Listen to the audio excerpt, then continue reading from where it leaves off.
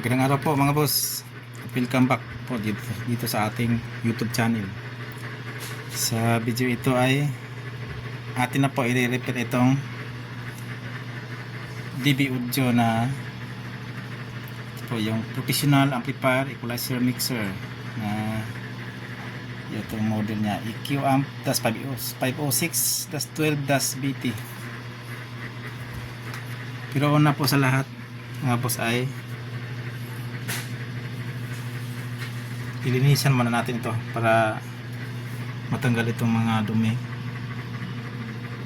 Ayan, maraming dumi para maliwalas po siya repairin po mga boss.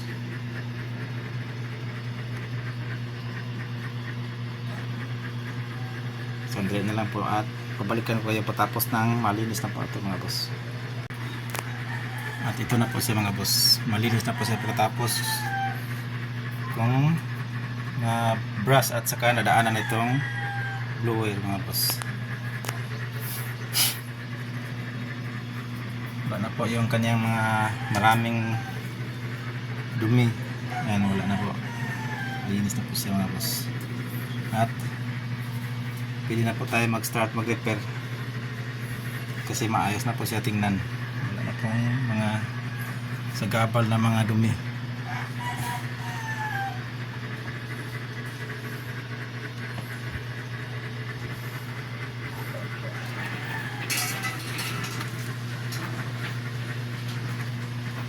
Tanggalin ko muna itong kanyang harapan para makita natin itong mga value ng mga potentiometers.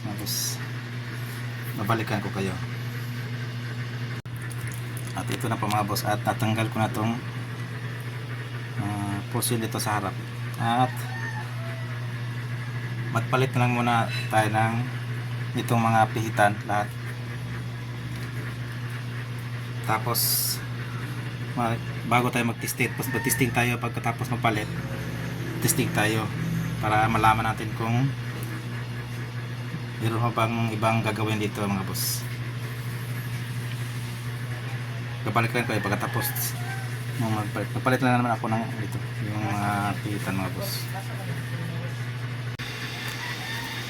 Nagpalit tayo ng mga potentiometer mga boss. Itong lahat ay papalitan na lang natin para wala nang sabit.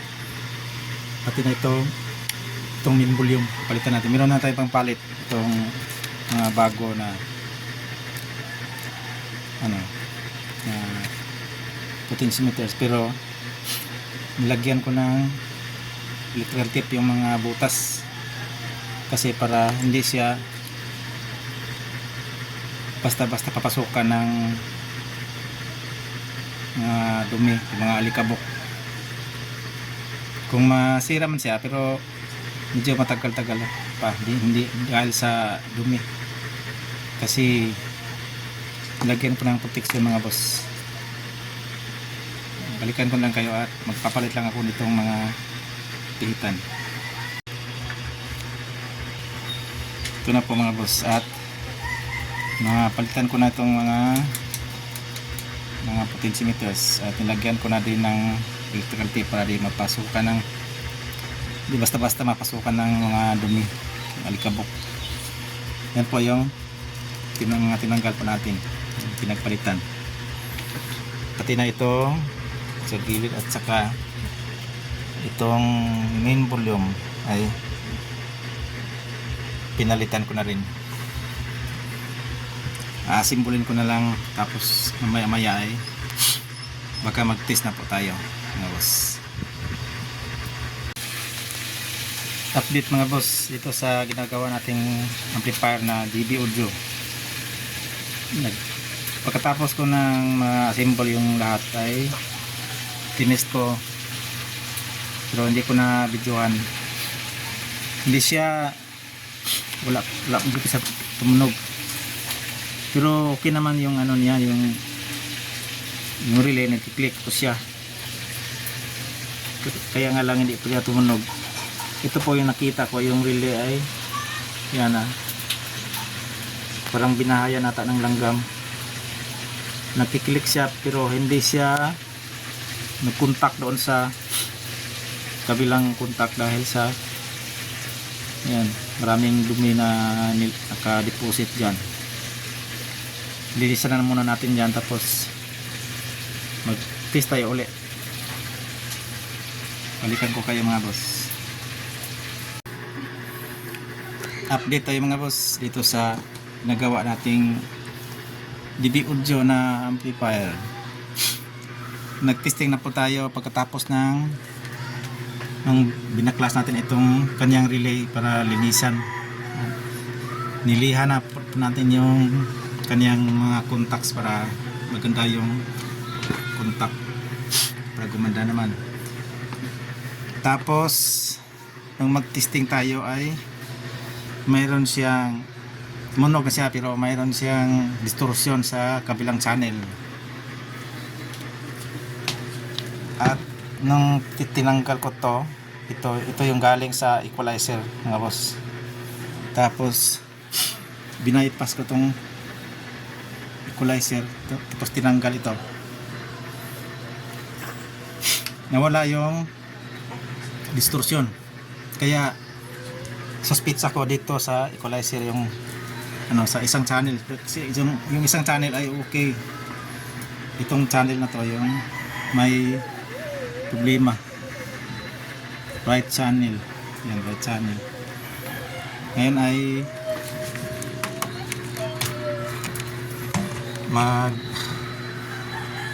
hahanap tayo ng dito sa mga maliliit na transistor. Tingnan natin baka mayroong leaking dyan.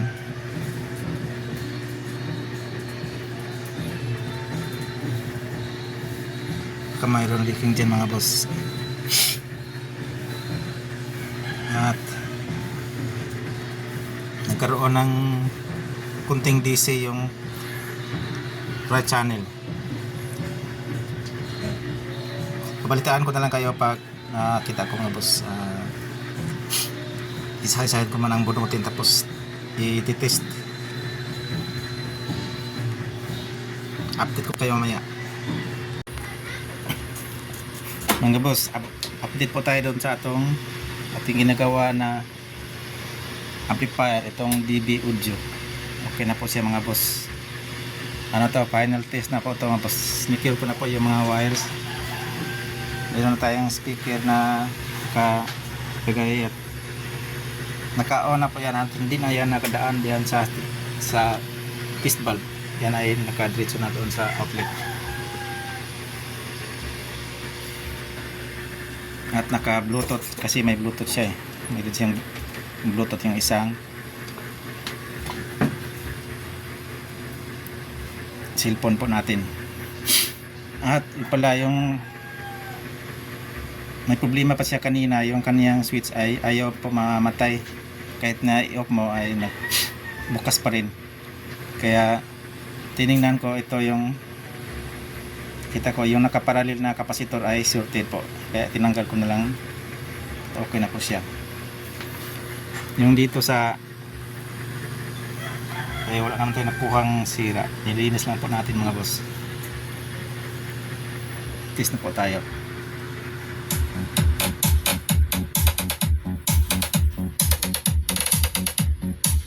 Okay na po siya mga boss.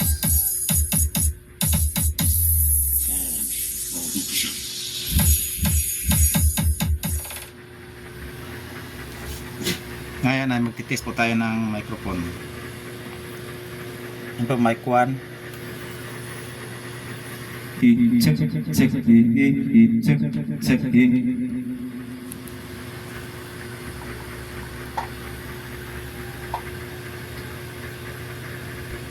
Yan naman po ay sa mic to mga boss. Check,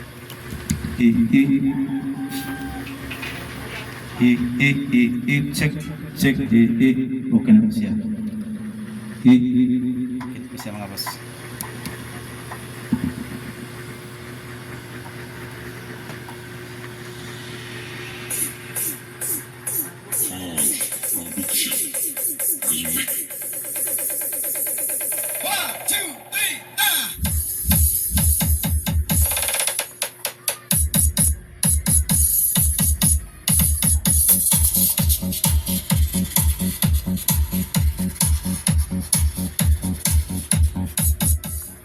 Hanggang dito lang po yung vlog natin mga boss, at maraming salamat po sa pagsubaybay. Hanggang sa muli, at God bless po sa ating lahat.